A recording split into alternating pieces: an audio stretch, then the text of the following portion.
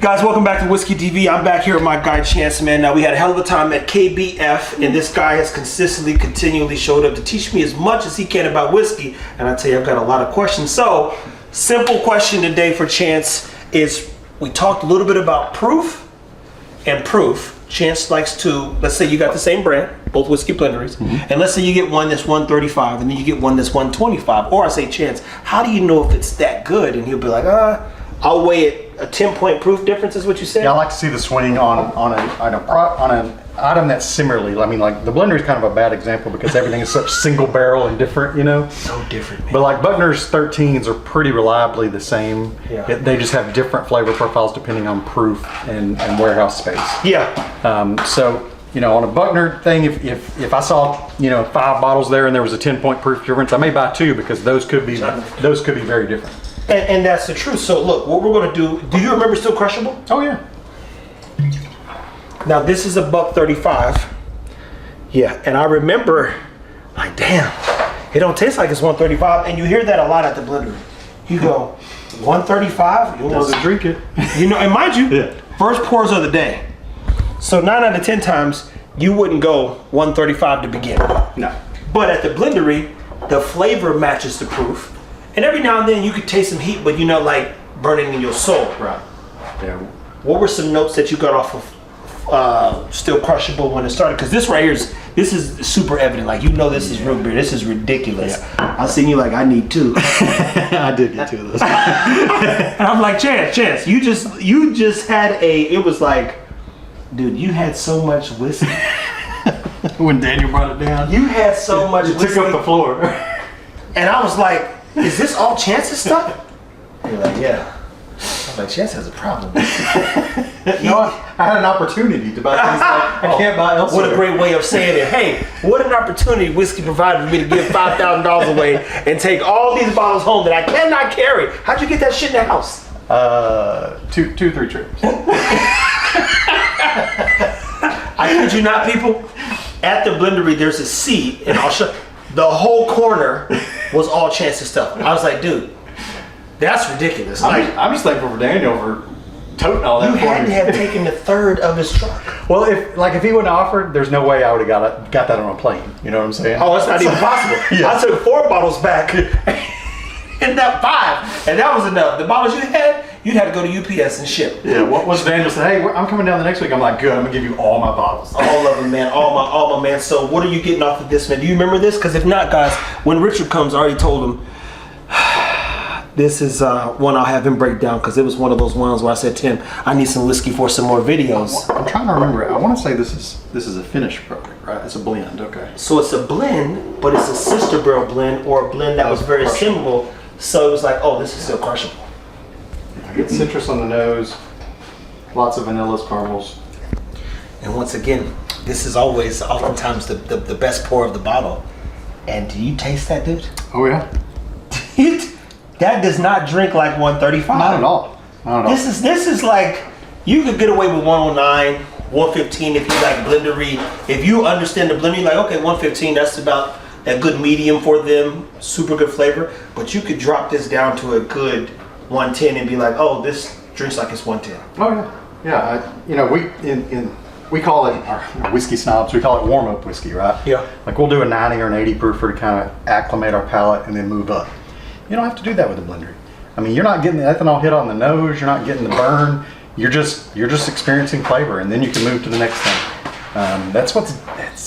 There's a lot of things that's different about the blender that makes it great.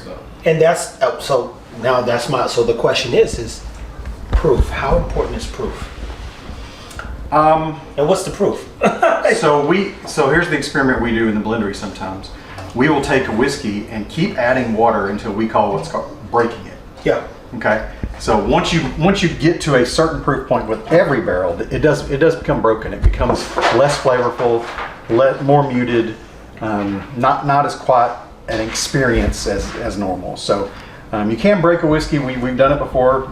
Sometimes we try to see how low we can get. So, Summer Days was. Oh yeah. Because you guys kept taking that one down too. Yeah. Like, but I remember definitely going, I don't think we can break it. We couldn't. He goes, I think we just got to make a choice about what proof we want, how much Exactly. we want to scale, and how many bottles we want to provide to our patrons, per se. And the question you asked, what does proof matter? It matters to a lot, to some people a whole lot. Like, I don't drink anything under 90 proof. They have a misconception about Under that. 90 proof, Yeah. under 90 proof. Oh, yeah, I could see that. Yeah.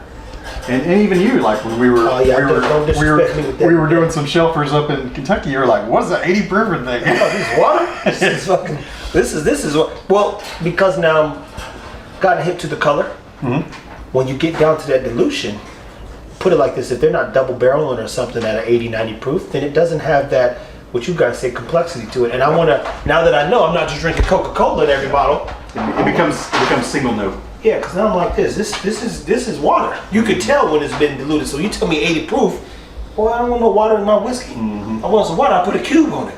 And we ain't cubing this one, so. And you know it's an adjustment. I mean, you've seen people come to the blendery that aren't real whiskey drinkers that, you know, shoot it or I've done that. Or go, oh my God, that's so hot, because you know they're just not acclimated to it yet. But once you start But you drinking know what I whiskey, you love become this? acclimated. So in the dog world, I would say a couple people like me, the dog would tell you who the owner isn't to it. Oh yeah. So when I hear people say, "Oh, this is too hot," I'm like, "Oh, they don't like flavor. They don't understand food. They lack concept, like the concept of food and textures and all type of components." Because the ones Tim and Chance and many others at this point have broken different things down. And I said, "Oh, now I know what I'm looking for in this." So it's not as brutal as I thought. Matter of fact, if it ain't this brutal or this flavorful, this tasty, this good, I'm like, how are you guys drinking whiskey if it's not the blender? Well, what's the point? You know? It's like, what's the point? So we've got a lot to learn. This is again another Whiskey TV episode breaking down proof with Chance. Chance has got some things we're going to lean into today.